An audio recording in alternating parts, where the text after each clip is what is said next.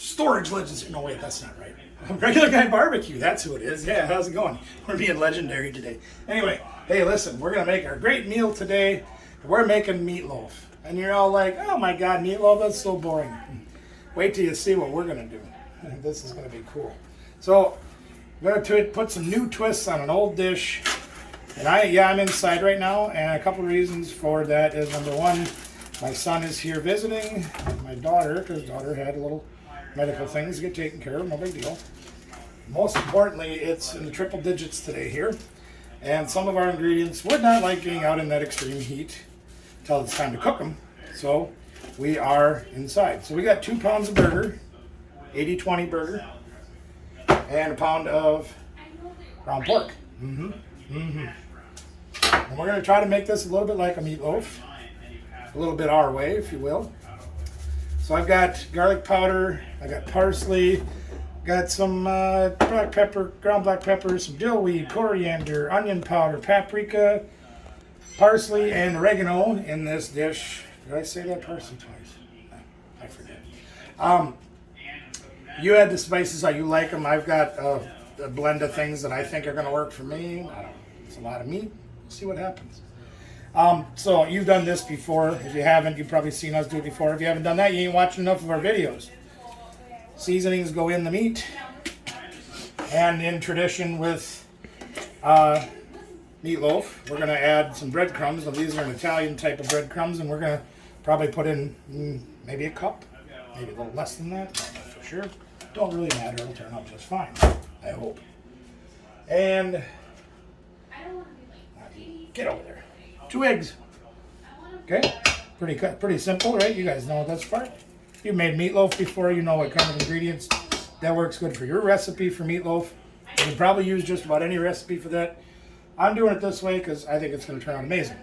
Now, before I mix this, excuse my back for a minute. You can do this barehanded if you want.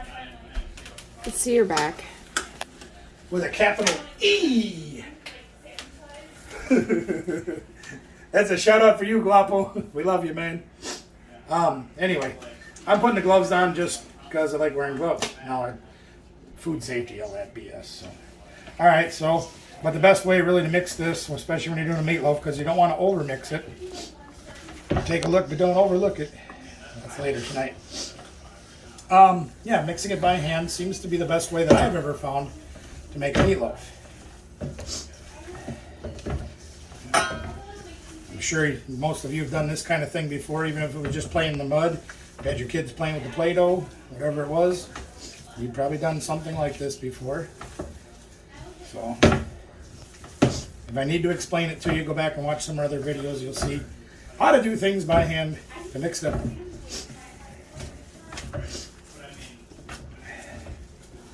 Yeah, so one of the things that I was concerned about doing this outside today, as far as the preparation goes, is with the heat as high as it is, being out in the sun. I mean, it's hot. It's summer. It's supposed to be hot. But like the fats in the meats that we have, since we have like an 80-20 burger and we have the ground pork, is once those fats start to heat up, it's not going to press out really good the way we want it to do what we're going to do.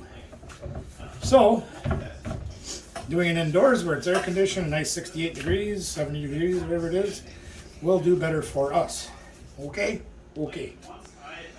So there's our meat mixed up. Now, what I want to do is I'm going to attempt to roll this out into about a 1/2 inch thick. First thing I'm going to attempt to do is rip this paper. There we go. Okay. Just a parchment paper, nothing to create over nothing. But I want this meatloaf not to be a loaf. I want it to be about a 1/2 inch thick, nice pressed out, nice compressed tight, so we can do something else with it instead of just making it into a loaf. Yeah, so, there you go. Get that out of the way.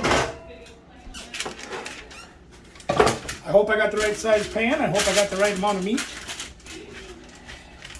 Never done this before. I've never actually made a meatloaf like this before.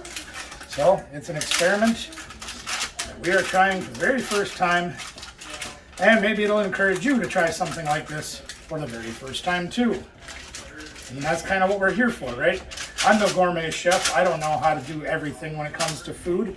But what I do know how to do is have fun, like play with food, make things different than everybody else, make things different that I've never done, and turn my family into guinea pigs. Make it a taste test. This might be a little bit bigger pan than I wanted, but that won't hurt anything with what we're going to do. It's kind of like making pizza dough. We're making pizza dough.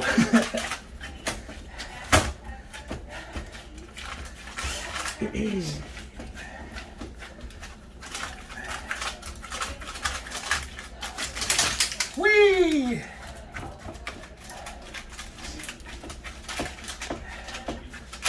All right.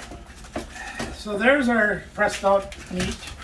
And I use the shallow pan because it's a lot easier for me to get it fairly consistent as far as the thickness goes. Because, you know, y'all got to get up and get down to the thickness. So, yeah, that's a bad joke. There we are. That wasn't too bad. So I'm going to put this in the fridge for a couple of hours. Let that fat, you know, because even the heat from my hands can get that fat to start rendering. Let it reset. Let that get nice and coagulated again. And I got no room in the fridge. Well, we'll make room. Get in there. Now, in the meantime, we've got a couple other ingredients we've got to prepare, put on this dish. Shall we do it? Let's do it. Got a bit of cleaning up to do, I apologize. Alright. We're going to put some ingredients inside this meatloaf before we cook it. Nothing too crazy, nothing too extravagant, just stuff that we like. Avocado oil, you know that one. Got a pan I'm heating up to medium heat. A little bit of olive oil, let that go. And real simply, minced garlic, you know that one. And some sliced up red peppers. Gonna cook them just for a few minutes to give them a little bit of that flavor, sweat them out just a little bit. Nothing too extravagant. You'll see this coming up in a little bit of fresh spinach. Mozzarella cheese is coming up in a minute. I do have some green onions that I thought about cooking. I've diced them up pretty small, but we're not going to cook them ahead of time. We'll just put them in the meatloaf. So what I'm going to do, and you've seen us do this stuff before, we're going to heat the pan up. We're going to add a little bit of that minced garlic in there.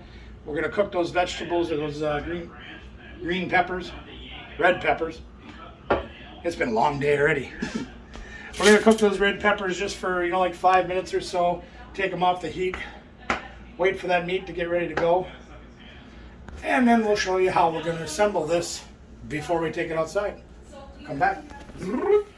All right, so my son talked me into, because he's over visiting us today, which is really cool. Oops, don't do it that way, dummy. He's over here telling me that I should let that thing get warm instead of getting it cold. He thinks it'll roll better versus cracking. He's a good chef. I'm a regular guy barbecuing. So we're going to take his word for it. So here we got our meat. We'll get the meat. Here's our meat. Hello, meat. You saw that earlier. This is a side dish that we're going to cook today as well. We'll put that over here, get it out the way. More gloves. Get your love gloves on. Yeah.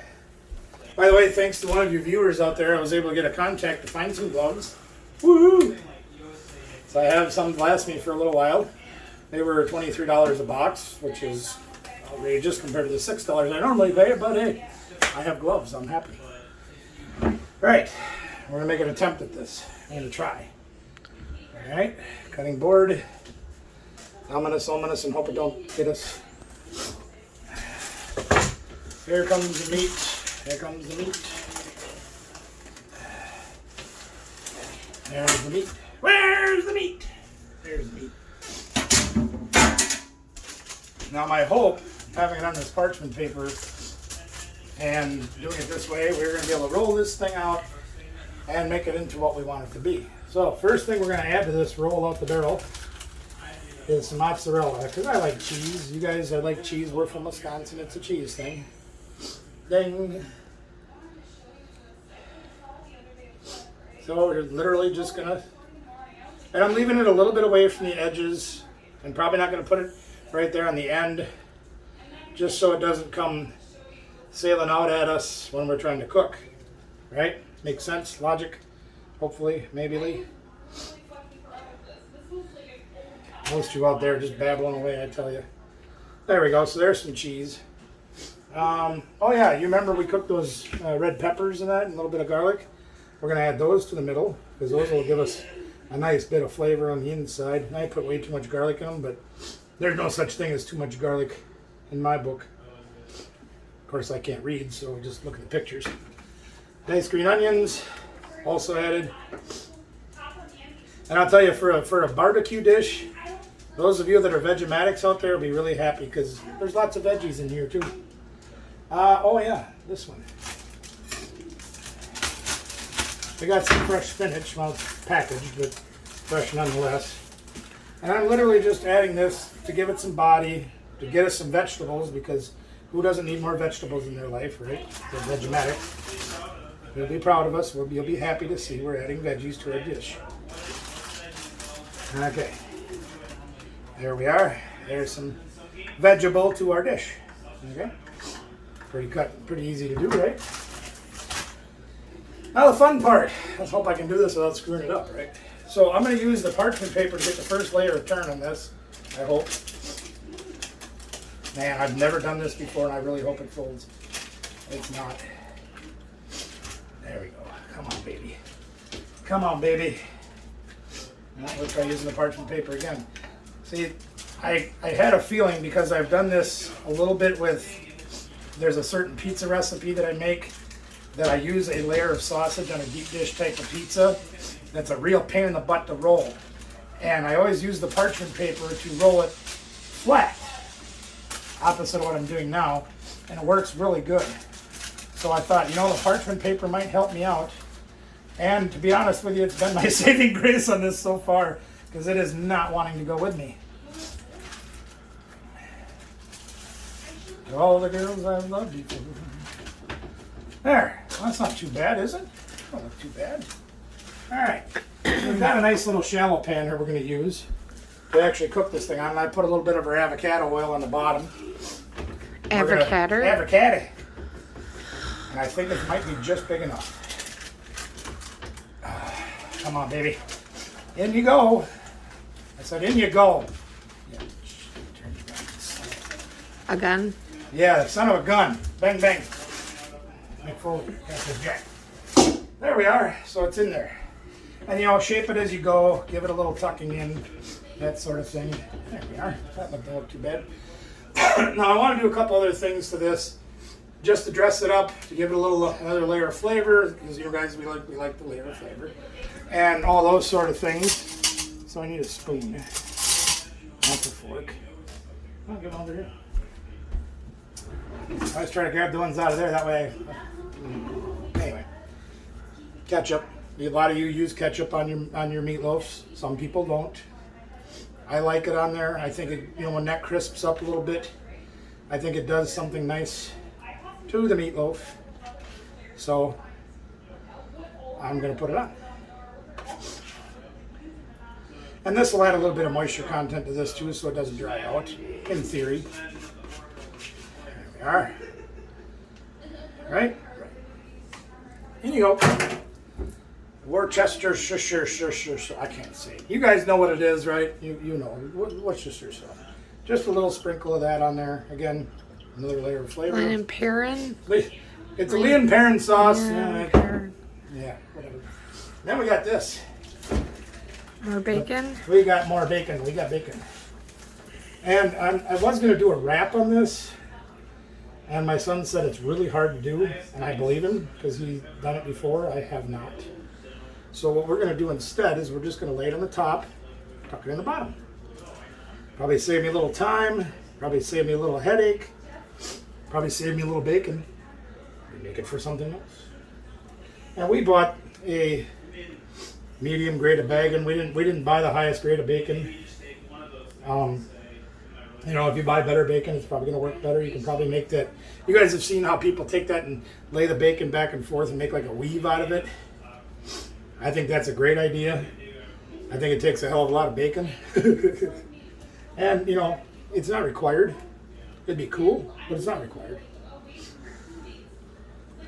There we go. Look at that, huh?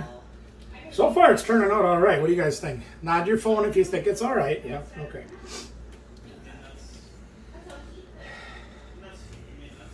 Yeah, not too bad. The proof is going to be when I cook this. And to be honest with you, the way it is outside right now, I probably wouldn't need to start the grill. I could probably just put it on the sidewalk and it would probably cook in about an hour. It's just hotter than blazes out there. And that's part of the reason we waited a little bit later in the day, because it's middle of the afternoon here instead of me being out there at 10 o'clock in the morning and roasting through the high heat of the day. So, got a little bacon left, going to use that on our side dish. We'll get ready to get this outside and we'll be right back. I got to add just a minute to this meatloaf cook. I wanted to put a little brown sugar on the top, and I forgot to do that during the last shoot, so I just thought I'd add it in here. But yeah, we're going to take the rest of our bacon, add it to some of our asparagus for our side dish. We're doing another video, and then we're going to be heading outside to get the grill ready. So see you in a bit. So here we got our bell of the ball there, and as I showed you, we put a little bit of brown sugar on the top. That'll kind of melt into that bacon and glaze it up a little bit, I hope. In the meantime, before we get that on there, just want to show you on our 22-inch Weber Performer grill, as we call it, King Kong, we have put charcoal just on the one side. Now normally I'd use the baskets, but just for the sake of Pete, or the Pete of sake, or who the hell is Pete? Anyway, we didn't put a basket in, we just put a pile of charcoal over on this side, nothing on that side. I'm not so much concerned about direct versus indirect heating at this point, as I am using it more like an oven than a grill like you use for your burgers, dogs, and things like that. Right, so here goes our lovely meat. We're going to put it opposite of the heat as best we can. And again, in a situation like this, we're probably going to have to rotate it a few times as it cooks to give us a little more even heating. So we'll do that. Of course, you guys know the flavor here. We have to add num num wood. And this is just hickory chips. We're just going to put a little bit in at a time, like that. I'll add a little bit more later, no big deal. Now, I don't have any idea how long this is going to take. And normally I don't use a lot of temperature probes. We've talked about that before, the guys with the remote control grills and all that. But you do know I do have a single probe thermometer here. So we're going to kind of put this, if we can get it between the bacons, in there. And what that'll do, and it's already reading 93 degrees out, so it's cooled off quite a bit today, which is why we're cooking later, it's a little cooler. We're going to put that in the middle of there, and when we get 165-ish, because there's pork in this thing, that should be done. Again, we'll rotate it here and there a couple, 3 times while we're cooking. We're probably going to cook in the neighborhood of 350 degrees or thereabouts, and we don't really need to monitor that closely. It's not that critical. The internal temperature is what we really care about, so we have that figured out, or it'll tell us. So we'll come back and show you when we rotate, show you how the temperature is going. Right now it says 66 degrees, so we got a little ways to go. So check back. All right, well, I'll tell you what, guys, my wife was subbing in for the camera today because my daughter's still, recovering from the surgery yesterday. So I'm out here shooting myself because it's too hot for her out here to stay too long. But you can see this thing's cooking along pretty nicely. And our probe says it's 97 degrees. So we know it's doing good. So what I'm going to do, I can set you down for just a moment. You can see the back of the house and hear the cars go by. I hate shooting alone, but you got to do what you got to do. And I don't want to punish my wife by making her be out here in this blistering heat. It's all the way down to 93 right now at 6 o'clock at night, or in the evening, or whatever you want to call it. So literally what we're doing here is I'm just turning this pan from one way, turning it 180 degrees so it's facing the other way. Nothing too crazy about that. We just got her turned around and ready to go. And we'll get more even cooking that way. See that bacon's starting to crisp up a little bit. That brown sugar is all glazed up and nice and pretty. I'm pretty much done running the smoke at this point, so I'm not going to add any more num num wood. Because, I usually figure with a faster cook like this, contrary to like a brisket or a shoulder or anything like that, we, an hour or so of smoke, that's about all you really need. We're probably 45 minutes into it. I figure that's probably enough. You got a little bit of smoke flavor in there. Now we're just getting the heat to stay up. And we've been running about 300 degrees, 275, 300. It's a little cooler than I wanted it to. which is ironic because they consider how hot it is outside, but maybe I didn't put enough coal in there, whatever. It shouldn't hurt anything when it comes to the temperature of the meat and the way it cooks. It might take a little bit longer. See, we're at 99 degrees. It's already gone up 2 more degrees. Got my little handy dandy thermometer stuck in through the vent there. We're just gonna let it do its thing. So we'll get to that and we will show you how it looks in a little while. Guys, so it got too dang hot out there for us. So we came in the house at when I wanted to reach 165, let it rest for about 15 minutes. Take a look at that. What do you think? Okay. How's that look? Look all right? We're gonna cut it up, so I'm gonna hand the phone off to Mama here. She can take care of the phone for me. Somehow I'm gonna try to wrestle this thing off of this pan.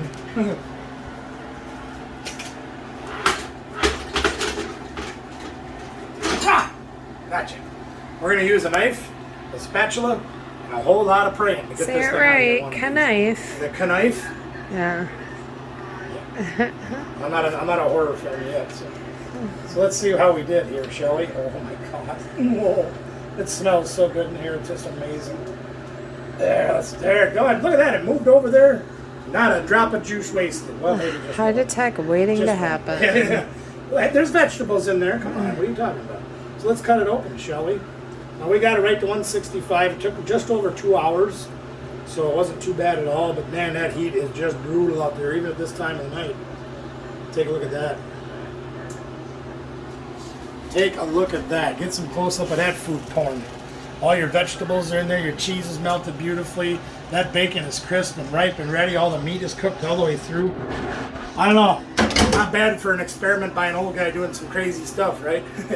So guess what we're going to do? Unfortunately, the part we can't do with you guys, we're going to eat it, and we're going to love it.